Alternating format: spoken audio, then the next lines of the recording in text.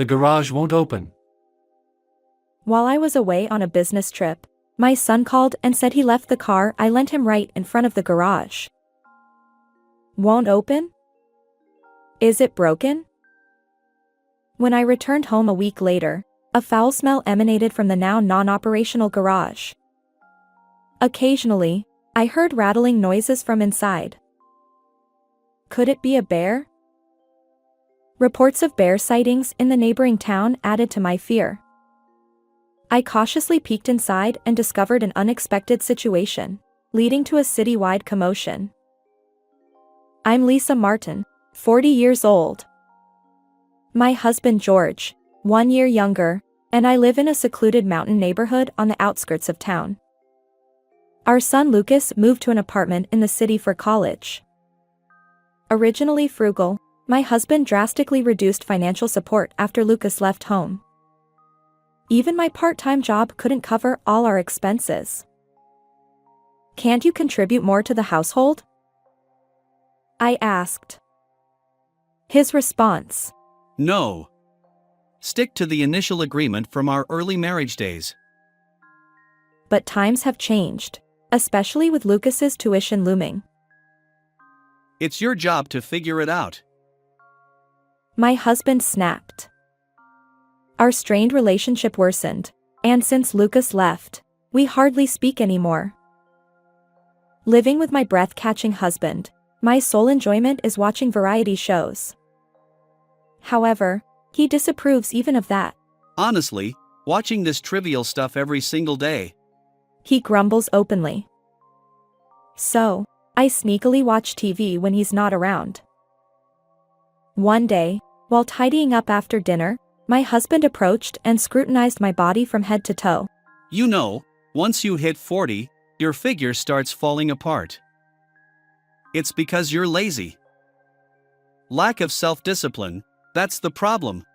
He sighed dramatically, then snorted in amusement. He'd always belittled me with such comments, but lately, it seemed even worse. He continued. Women are better when they're young, right? Smooth, firm skin. No wrinkles or blemishes. Beautiful. I retorted. What's that supposed to mean? Are you comparing me to someone? He replied. Ha! It's a general observation. I shot back. You're barely a year younger than me. You can't judge others. Geez, you lack charm in those moments. He huffed and turned away. In an attempt to prove myself to my difficult husband, I decided to join a local gym. The membership fee wasn't as high as I expected, so I managed to cover it with the money I earned from my part-time job. Surprisingly, the results appeared quickly. I lost 10 pounds in about 2 weeks, and my skin seemed firmer. Excited, I got a short haircut and bought a few clothes that fit my body better, hoping he'd notice. But my husband never complimented me. Instead, while I was out, he discarded most of the new clothes I'd just bought. Don't wear clothes that emphasize your figure at your age. He scolded. I retorted. How dare you? What inconvenience have I caused you? He replied. It's embarrassing for me. And how much are you spending on that gym? Who do you think earns that money? Despite explaining that I managed the gym fees from my part-time job and bought the clothes with my own money, he remained unyielding. If you're going to spend on that, I'll reduce your monthly allowance. He declared. And he did. My gym visits, once a refreshing escape, became unaffordable, and I reluctantly canceled my membership. The gap between me and my husband, who only seemed to crush my spirits, widened even further. One day, as I was tidying up the clothes my husband had carelessly thrown around, a small mobile phone fell out of his pocket. I asked, "Why do you have 2 phones?" He replied curtly, Oh, that one is for work. It was news to me that he even had a second phone. He added, They expect me to work at home too. Our company is relentless. with a laugh. He tried to change the subject and leave the living room. But just then, the work phone he'd mentioned rang. The ringtone was an old hit song called "A Secret." I vaguely remembered the lyrics. Can't write letters. Can't make calls. We meet at the hotel. From there, you return to your family. Why set such a song as the ringtone for a business call? Could it be a dedicated line to someone he can't tell me about? If he were having an affair, it would explain his sudden coldness toward me. Suspicion toward my husband bubbled up within me. A few days later, I found myself away from home for about a week due to a new employee training program at work. Even though it was an experience shared by other part-time employees, my husband couldn't resist making a sarcastic comment. Going on a business trip even though you're not a full-time employee? Quite the highfalutin status. Despite his usual snark, he seemed oddly excited. It frustrated me that he disliked spending time with me, but truth be told, I felt the same way. I seized the opportunity. Oh, by the way, Lucas will be returning on that day. He wants to use the car. Is that okay? I don't have any plans, so it's fine. With a hummed tune, he left the living room. Afterward, I proceeded with my training as planned and successfully completed the first day. That night, my son called me in a desperate voice. Mom, I'm here to return the car, but the garage door won't open. What could be wrong? For now, I've parked the car in front of the garage. I left the key on top of the shoe cabinet. Apparently, my husband hadn't answered his calls, so my son reached out to me. Our garage door is automated, designed to open when our car approaches. Could it be malfunctioning? At that moment, I was blissfully unaware of the situation. The 6-day training went smoothly, and I returned home safely. It was past 9 p.m. when I arrived. Looking toward the garage, I saw that the car was indeed parked right up against the door, just as my son had described. Maybe I'll contact a technician tomorrow. Since the car was still within our property, there was no rush. Exhausted from the training, I entered the house. My husband hadn't returned yet, so I fell asleep without further ado. The next morning, I was abruptly awakened by the loud ringing of our home phone. In my groggy state, I picked up the receiver, only to find my husband's company boss on the other end. Apparently, he hadn't shown up for work in the past 6 days, and they were checking if something had happened.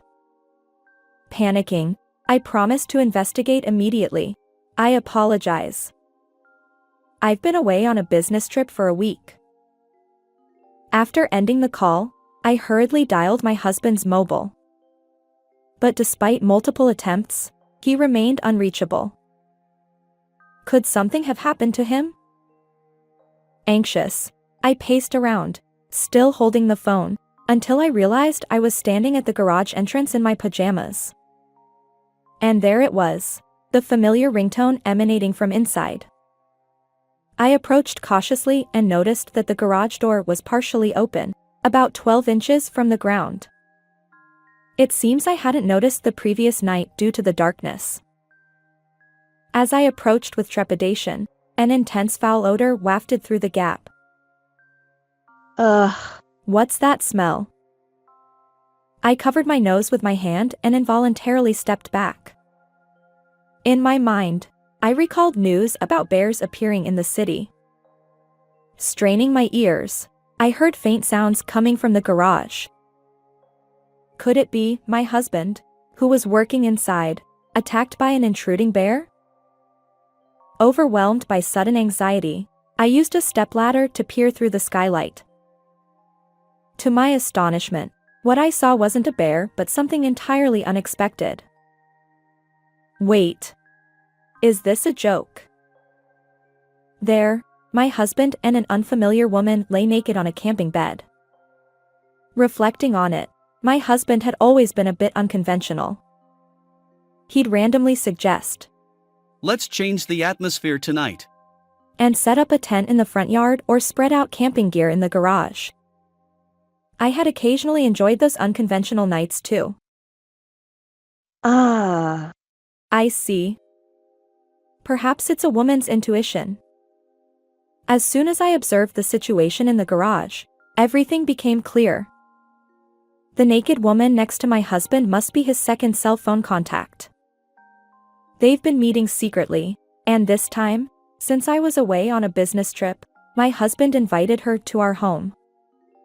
Furthermore, taking advantage of the absence of our car, they likely spent an intimate night in the garage. At that moment, to avoid any interruptions, they probably turned off the garage door. When our son came to return the car, the door wouldn't open because of that. Unfortunately, an unseasonal heatwave struck, and unable to bear the heat, my husband and the woman must have tried to escape outside from the garage. However, due to our son's parked car, they found themselves trapped. Sweating profusely and suffering through the heat, they likely discarded their clothes in an attempt to cool down, creating the sounds that reached the outside. Having anticipated the situation, I rechecked the garage through the skylight. Alongside the camping bed, there was a small refrigerator and even a portable toilet for camping. The intense odor I'd noticed earlier now made sense. It must have accumulated over a week.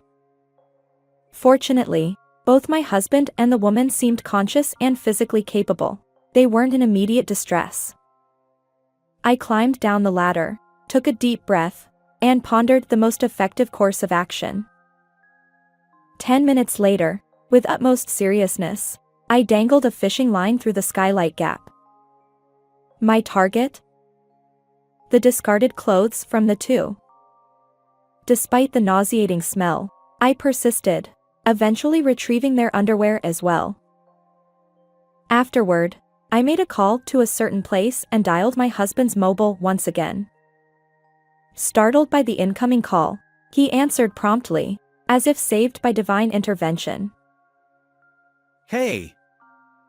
Where are you right now? And what exactly are you doing in there? Taken aback by my voice coming from above, my husband looked up as if expecting a thunderbolt. There I was, peering down at him through the skylight. Help me! The stench is unbearable. My throat is parched.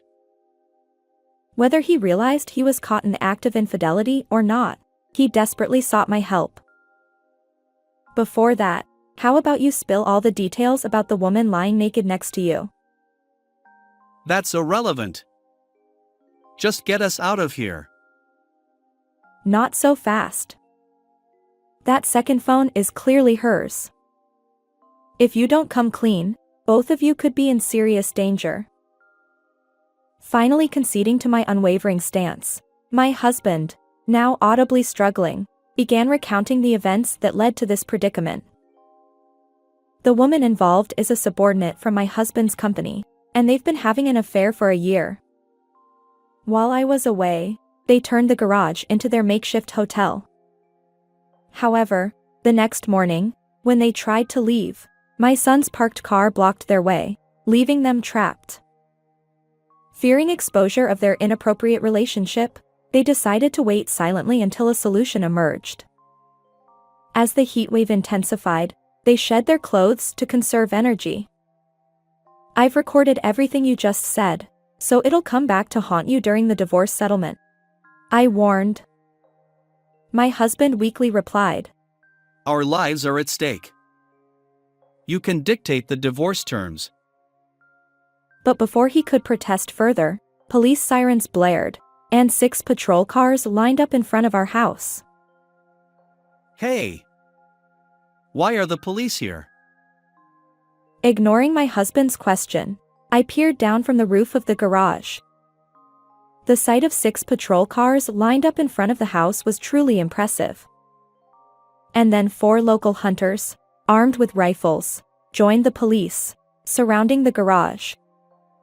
The tension escalated, and curious neighbors watched from a distance, some recording the scene on their smartphones.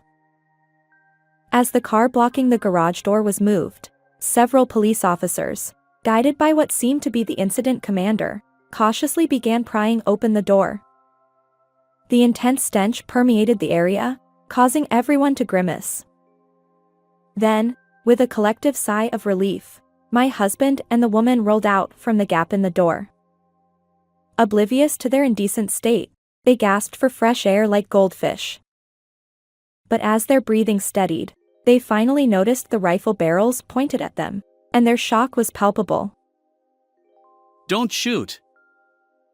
One of the onlookers couldn't resist shouting. Not a bear. It's an affair.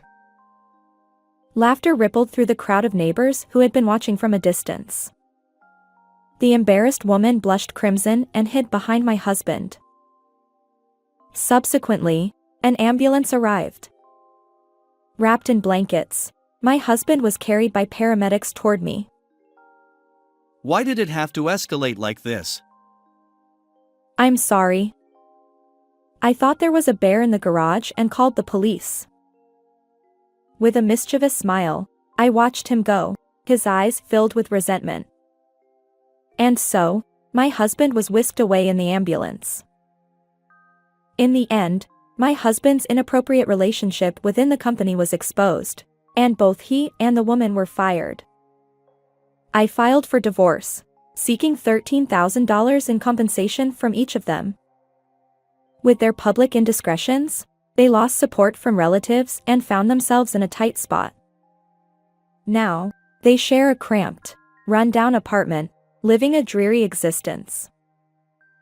On the other hand, embracing my newfound single life, I've resumed my gym routine. Shedding weight and feeling more confident. Coworkers even say I look 10 years younger.